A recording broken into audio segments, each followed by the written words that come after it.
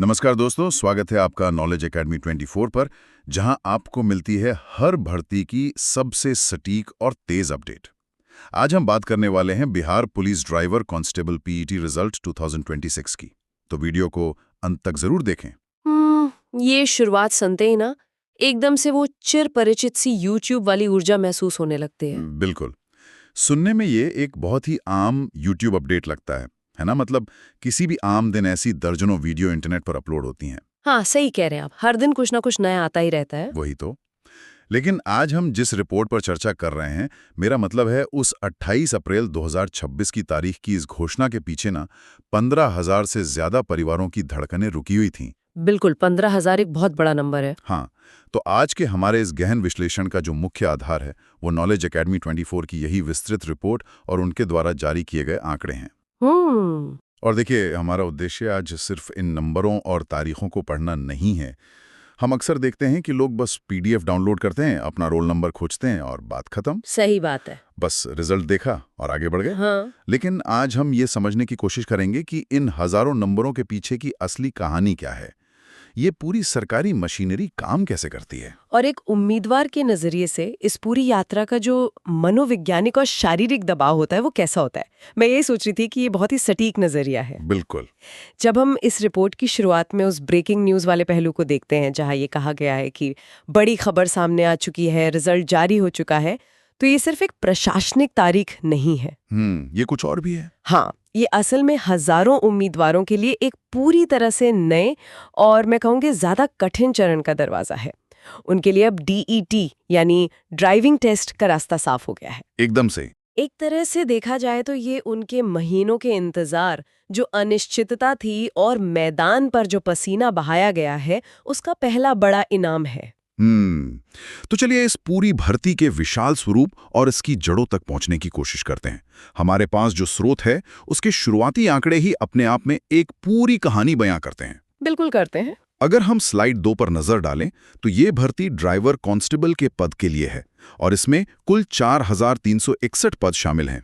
4361, जो कि एक बहुत बड़ी संख्या है। हाँ, ये कोई छोटी मोटी भर्ती नहीं है। और ये भर्ती बिहार पुलिस और स्पेशल आर्म्ड पुलिस के अंतर्गत हो रही है। इसमें भारी संख्या में उम्मीदवारों ने भाग लिया है। इतनी बड़ी भर्ती को संभालना आसान नहीं होता। और अगर हम पूरी प्रक्रिया की समय सीमा या कहें टाइमलाइन पर नजर डालें, जो कि स्लाइड 3 में बताया गया है, तो 10 दिसंबर 2025 को लिखित परीक्षा हुई थी। ठीक है। फिर इसके बाद पीईटी यानी फिजिकल टेस्ट 12 मार्च से 24 मार्च 2026 तक चला। और अब 28 अप्रैल 2026 को इसका रिजल्ट जारी कर दिया गया है। इसे देखकर मुझे तो ये किसी मैराथन रेस जैसा लगता है। मैराथन? वो कैसे? मतलब लिखित परीक्षा तो बस एक शुरुआत थी, असली पसीना तो मार्च के महीने में बहाया गया है मैदान पर। बिल्कुल। और यहाँ जो बात सबसे ज्यादा ध्यान खींचती है वो है इस पूरी प्रक्रिया की गति। गति मतलब स्पीड। हाँ, 4361 पदों के लिए इतनी बड़ी संख्या में उम्मीदवारों का मूल्यांकन करना ये कोई आसान प्रशासनिक काम नहीं है। विभाग ने 10 दिसंबर की लिखित परीक्षा से लेकर 28 अप्रैल के फिजिकल परिणामों तक मात्र 5 महीने से भी कम समय में ये सब पूरा कर लिया है। ये तो है। ये इस भर्ती की गंभीरता को स्पष्ट रूप से दर्शाता है। सरकारी भर्तियों में अक्सर जो लाल फीताशाही और सालों की देरी देखने को मिलती है ना, उसके विपरीत ये एक बहुत ही तेज मशीनरी की तरह काम कर रहा है। लेकिन जरा रुकिए, मैं यहाँ आपसे थोड़ा असहमत हूँ। अच्छा? क्यों? देखिए, 5 महीने एक प्रशासनिक नजरिए से शायद थोड़े तेज लग सकते हैं, लेकिन जरा सोचिए उस उम्मीदवार के बारे में जो हर रोज सुबह 4 बजे उठकर मैदान में दौड़ लगा रहा है। उसके लिए 5 महीने 5 साल जैसे लगते होंगे। ये बात तो आपने बिल्कुल सही कही।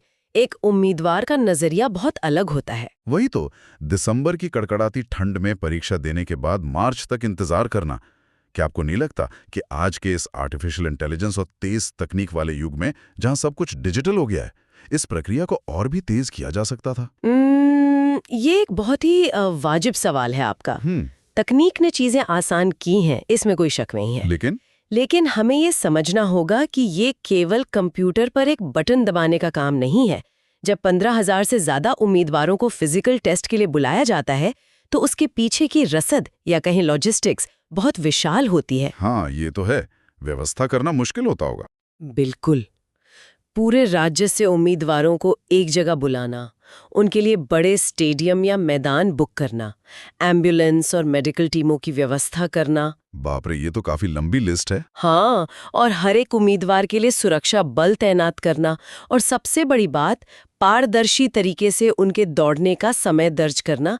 इन सब में एक मानवीय समय लगता ही है।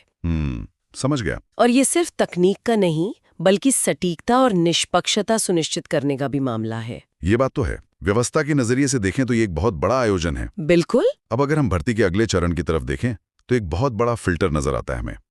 स्लाइड 4 के आंकड़े बहुत दिलचस्प हैं।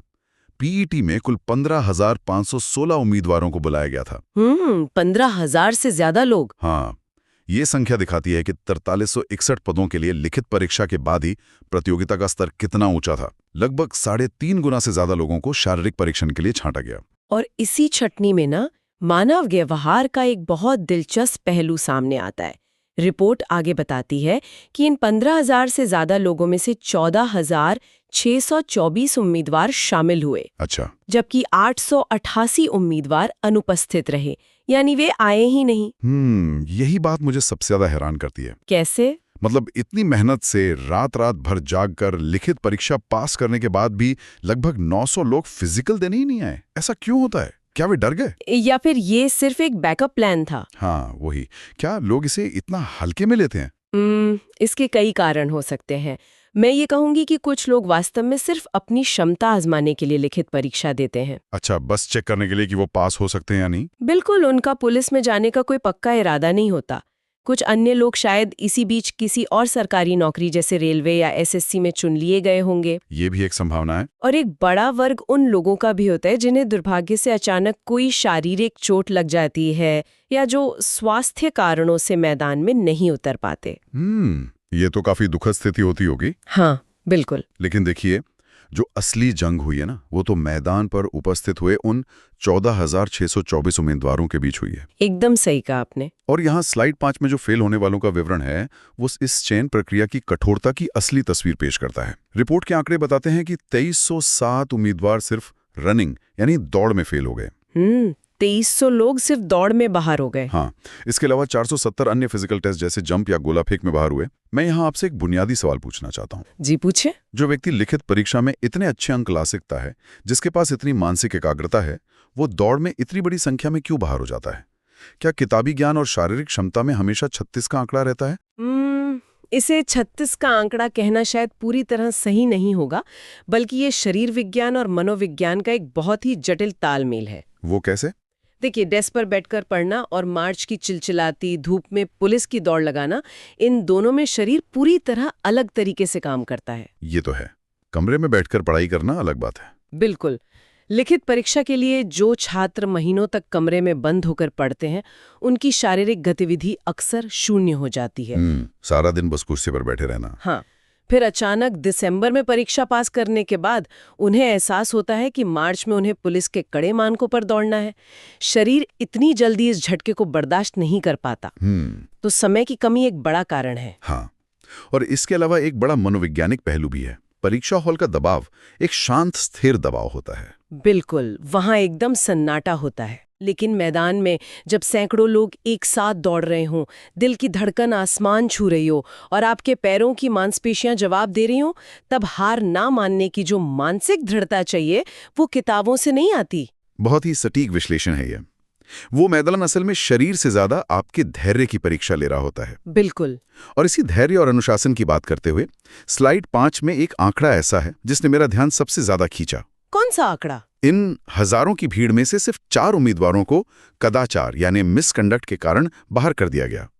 सिर्फ 4 लोग। हाँ, संख्या बहुत छोटी है, लेकिन ये जो संदेश देती है वो बहुत बड़ा है। यानी छोटी सी गलती भी भारी पड़ सकती है। बिल्कुल।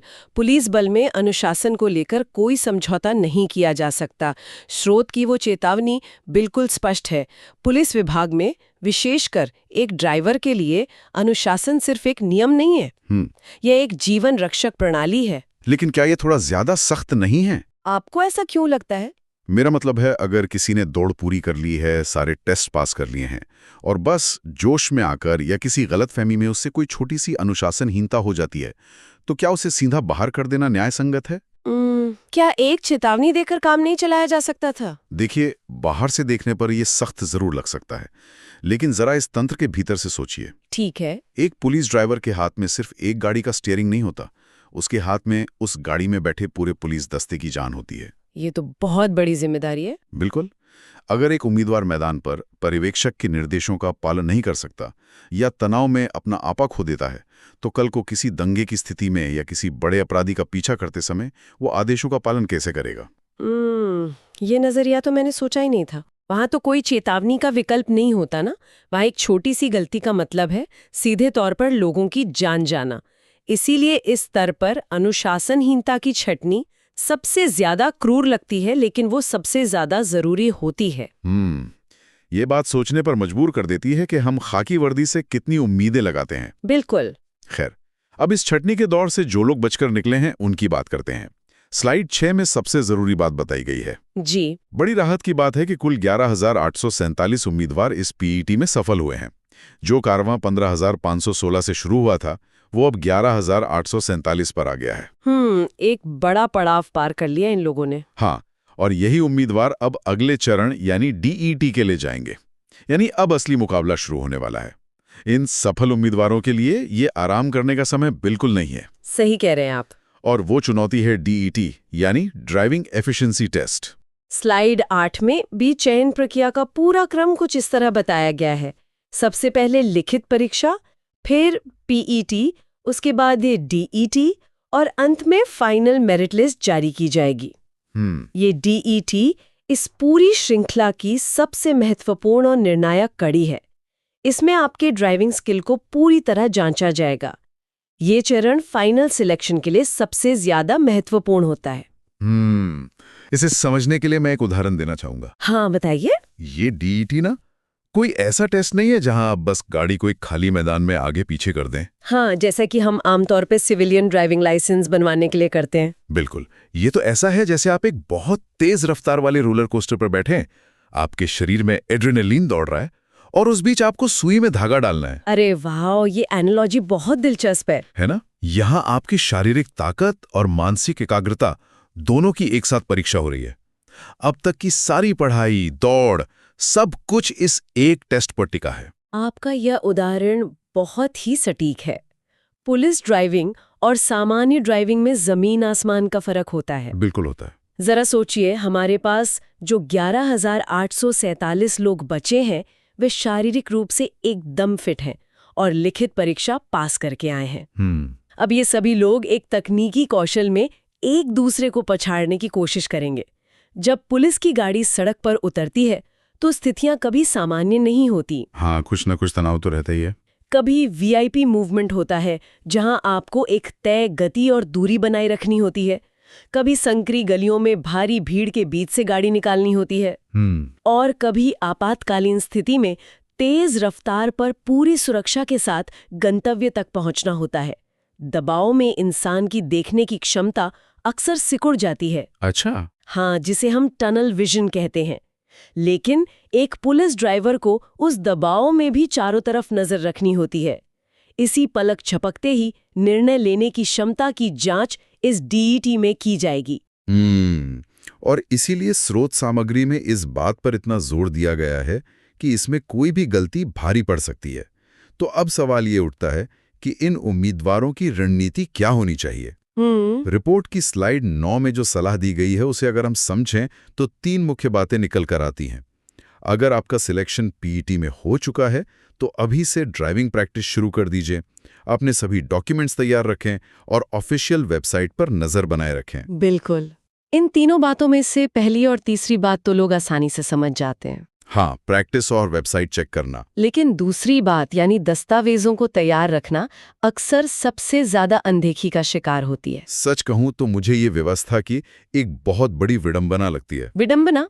वो कैसे? मतलब सोचिए, एक इंसान जिसने लिखित परीक्षा में झंडे गाड़े, जिसने चिलचिलाती धूप में शानदार दौड़ लगाई और जिसने डीईटी में एक पेशेवर की तरह गाड़ी चलाई, उसे अंत में सिर्फ इसलिए बाहर कर दिया जाता है क्योंकि उसके पास किसी पुराने साल का निवास प्रमाण पत्र है या उसके जाति प्रमाण पत्र पर सही अधिकारी के हस्ताक्षर नहीं है।